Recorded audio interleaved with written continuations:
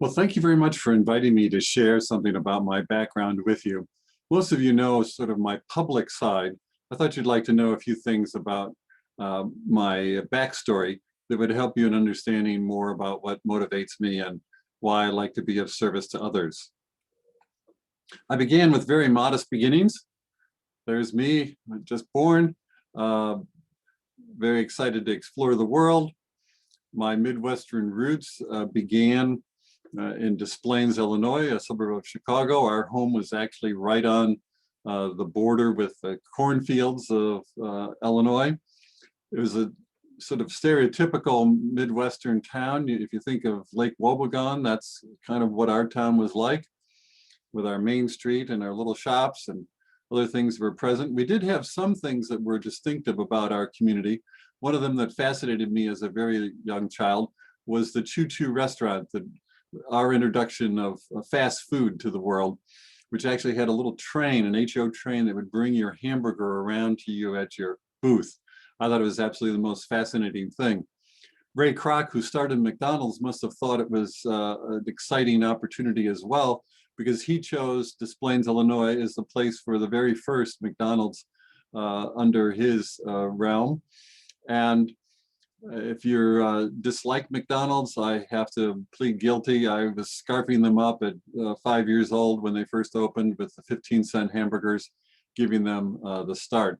You can see that they have this museum there with the vintage cars that shows what it was like at the time it began in 1955. My early interests were things like fishing, which I loved doing with my dad. I played baseball. I was a pitcher. I chose pitching because you didn't have to catch. No one expected you to catch anything. And I was involved in every play as a pitcher. So that was what was of interest to me. There I am in middle school. You can see why I was not a chick magnet. With that haircut that my dad gave me in the basement of our home. But that enabled me to focus in on things like my studies. I was fascinated by the whole Sputnik era and what it brought in terms of opportunities to explore. I was involved in a weekend program.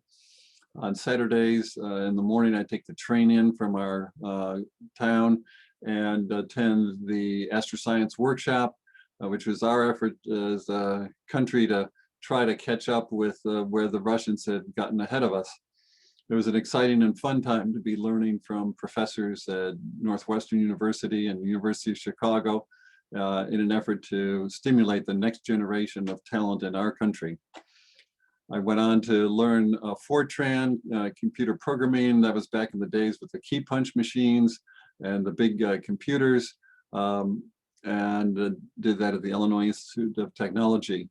This was all part of my fascination of studying hard and doing what I could to advance. I was valedictorian of my 800-member class at Maine Township High School West in our community. That earned me a way into Harvard. And there I am earning my degree with my very proud parents. My parents never went beyond high school. I was the first in my family ever to do that. And so we were all excited about this new venture. I went from college to have a strong interest in government service. I worked for a few months in the House of Representatives. When the '72 election happened, that was the big landslide election for the second term of Richard Nixon. One bright light shining amidst all that was the freshman senator from a small state in the East Coast who was too young to take office when he was first elected. He had to wait several weeks to get sworn in, and that was Joe Biden. And there he is at that time. I became his first legislative assistant and had the opportunity to write his first speech that he gave in the Senate, his first legislation that became law. I was very proud that I worked hard to find ways to get legislation that focused on the community development block grants targeting the needs of low and moderate income people around the country. I decided that it really was, while it was fun working in Washington, it really wasn't very fulfilling to always work in someone else's shadow.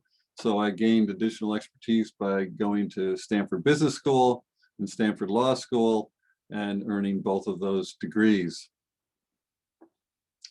A few years thereafter, I had the opportunity to be at a conference in Paris and was walking along the Seine at midnight, and I decided to drop in at a discotheque. And lo and behold, I met the love of my life, Liz. You see her there on the left. And it was a great whirlwind romance that we had, and a real joy in my life. The entrepreneurial bug bit me hard. I was vice president of marketing for the company that became E-Trade back when there were just 4 of us. That brought forward the first introduction of people being able to buy and sell stocks with their personal computers. I went up and down Wall Street with an old compact computer.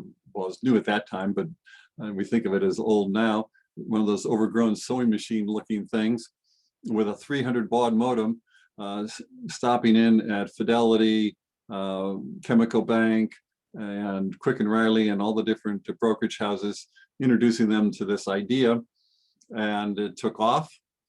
From there, I was recruited to be a CEO of Health Advantage Ventures, a group that I formed on behalf of not-for-profit hospitals in Silicon Valley that wanted to get involved in new innovations and be part of that stream that was happening in their hospitals, but that they weren't part of financially.